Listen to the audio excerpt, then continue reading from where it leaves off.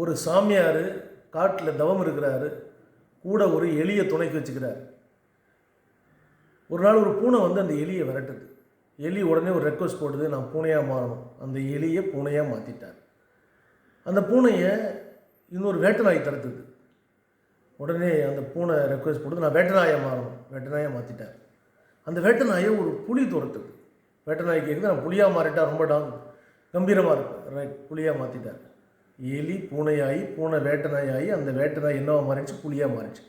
அந்த மாறின புலியை கூட்டிகிட்டு ஒரு நாள் வாக்கிங் போகிறார் முனிவர் காட்டுக்குள்ளே. அப்போ திடீர்னு உண்மையான ஒரு பூனை வருது.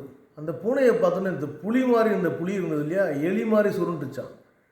இதில் என்ன தெரிஞ்சுக்கணுன்னா, உருவத்தில் தான் அது புலியாக மாறிச்ச ஒழிஞ்சு உள்ளத்தில் எலியாக தான் இருந்தது.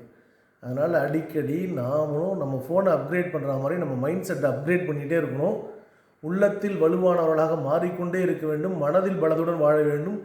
எண்ணங்களிலும் செயல்களிலும் அந்த மெச்சூரிட்டிம்பாங்கள்ல, அந்த பக்குவம் அவசியம் தேவை. அந்த எலி மனப்பான்மையோடு இருக்க வேணாம். புலியாக மாறினா அதற்குள்ள மனப்பான்மை கண்டிப்பாக வேணும்.